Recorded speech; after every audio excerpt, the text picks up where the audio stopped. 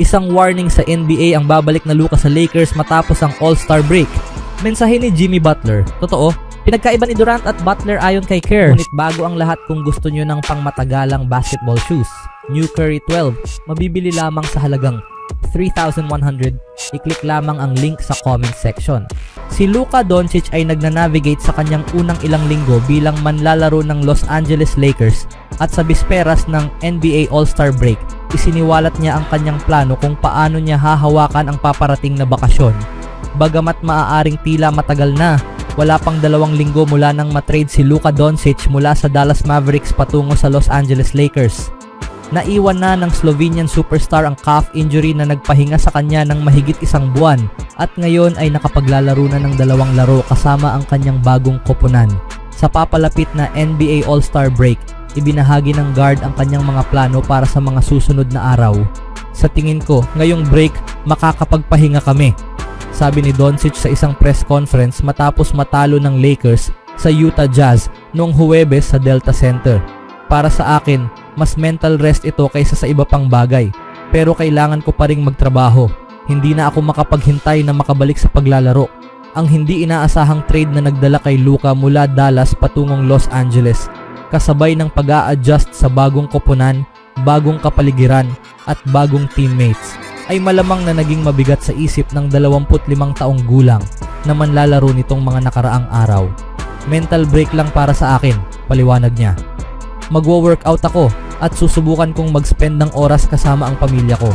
Dahil 2 laro pa lamang ang kanyang nalalaroan mula nang gumaling mula sa kanyang injury, alam ni Doncic na mayroon pa siyang kailangang pagbutihin bago niya maabot ang kanyang pinakamagandang forma. Ayos lang, sinusubukan ko lang bumalik sa ritmo, sabi ng Slovenian guard nang tanungin tungkol sa kanyang kondisyon. Hindi mo talaga mapapractice ang 5-on-5 na laro. Iba talaga ang nasa mismong laro, dagdag niya, na binibigyang diin ang kahalagahan ng game minutes sa kanyang pag-unlad. Masaya lang akong makabalik sa court at sinusubukan kong manalo at maglaro ng maayos. Paano naglaro si Doncic sa kanyang unang 2 laro kasama ang Lakers ngayon? Bagamat hindi naman pangit ang unang 2 laro ni Doncic kasama ang Los Angeles Lakers, malinaw na ang kanyang performance ay work in progress pa rin at malayo pa sa kinang na ipinakita niya sa mga nakaraang season kasama ang Dallas Mavericks. Sa kanyang debut laban sa Utah Jazz noong Martes sa Crypto.com Arena, naglaro ang guard ng 24 na minuto at nagtala ng 14 na puntos, 5 rebounds at 4 na assists. 2 araw matapos iyon, muling nagharap ang 2 koponan, ngunit sa pagkakataong ito ay sa Salt Lake City kung saan halos pareho ang naging produksyon ni Doncic. 16 na puntos, 4 na rebounds at 4 na assists sa loob ng 23 minuto ng paglalaro. Kailan muling maglalaro sina Doncic at ang Lakers? Tulad ng nabanggit ni Doncic, ang NBA All-Star break ay nagbibigay ng pagkakataon para sa parehong pisikal at mental na pahinga na nagpapahintulot sa mga manlalaro na makapag-recharge para sa ikalawang bahagi ng season. Matapos ang kanilang laban kontra Utah Jazz noong Huwebes ng araw, magkakaroon ng ilang araw na pahinga ang Los Angeles Lakers bago ang kanilang susunod na laro. Muling babalik sa aksyon ang team sa Huwebes, Pebrero 19 sa Crypto.com Arena sa Los Angeles kung saan tatanggapin nila ang Charlotte Hornets. Kinabukasan, lilipad naman sila patungong Portland upang harapin ang Trail Blazers sa Moda Center. Anong masasabi nyo mga kaibigan sa paghahandang gagawin ni Luka? Sa ibang balita naman, mas kumpiyansa ang Golden State Warriors sa kanilang season matapos ang All-Star break. Lalo na ngayon nakasama na nila si Jimmy Butler. Nag-improve ang Warriors sa 3-1 mula nang i-trade si Butler matapos ang kanilang 105-98 win versus Houston Rockets sa Toyota Center sa araw na ito. Isa siyang game changer para sa isang prangkisa, sabi ni Warriors power forward Draymond Green tungkol kay Butler. Ginawa niya yan sa lahat ng napuntahan niyang team at tinutulungan niya kaming buhayin muli kung anong meron kami rito. Ang paniniwala ng koponan na ito mula nang dumating siya kumpara sa dati ay magkaiba. Sinabi naman ni Warriors coach Steve Kerr na si Butler ang finisher na matagal na nilang hinahanap upang bigyan ng tulong si Stephen Curry na nagtapos na may 27 puntos at 2 mahahalagang 3-pointers sa ika-4 na quarter sa pagsara ng dikit na laban. Nagtala si Butler ng 19 na puntos, 8 rebounds at 4 na assists.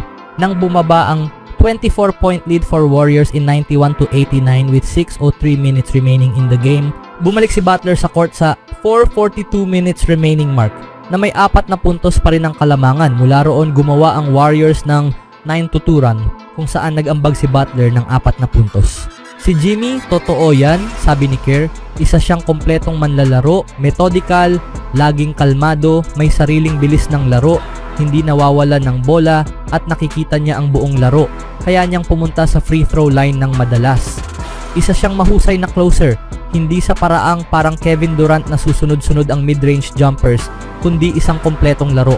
Pumunta sa linya, gumawa ng tamang pasa, bigyan ng open look ang kakampi, gumawa ng defensive stop, kumuha ng rebound. Napakagaling niyang manlalaro.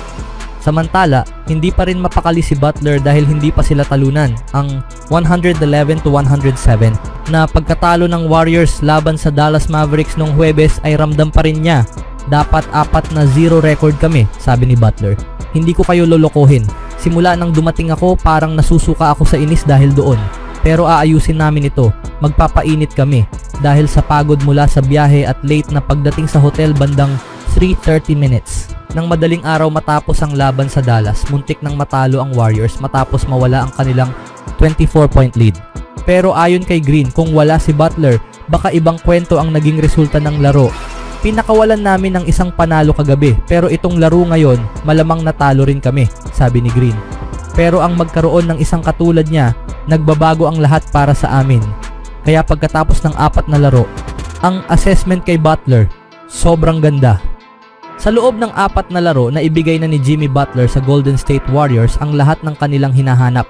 Muling nabuhayan ng koponan na pinatunayan ng kanilang 3 sa isang record bago ang NBA All-Star break. Ngunit kahit 3 sa huling 4 na laro ay panalo, hindi pa rin kontento si Butler. Gusto pa niya ng higit pa. Kapag pinagsama mo ang magagaling na manlalaro sa loob ng court, palagi nilang mahahanap ang paraan para manalo. Sa loob ng 4 na laro na ibigay na ni Jimmy Butler sa Golden State Warriors ang lahat ng kanilang hinahanap. Muling nabuhayan ang team na pinatunayan ng kanilang 3-1 record bago ang NBA All-Star break. Ngunit kahit 3 sa huling 4 na laro ay panalo, hindi pa rin kontento si Butler. Gusto pa niya ng higit pa. Ang gutom na iyon para sa tagumpay, ang eksaktong dahilan kung bakit gustong makuha ng Warriors si Butler. Tinutulungan niyang iangat muli kung anong kaya namin rito, patuloy ni Green. Ang paniniwala ng koponang ito mula nang dumating siya, kumpara sa dati, ay parang langit at lupa ang pagkakaiba. Kailangan ng Warriors ang isang energy boost dahil nahihirapan silang manatili sa .500 record. Dinala iyon ni Butler at higit pa. Ang magiging interesante ngayon ay kung paano haharapin ng team ang anumang pagsubok sa hinaharap.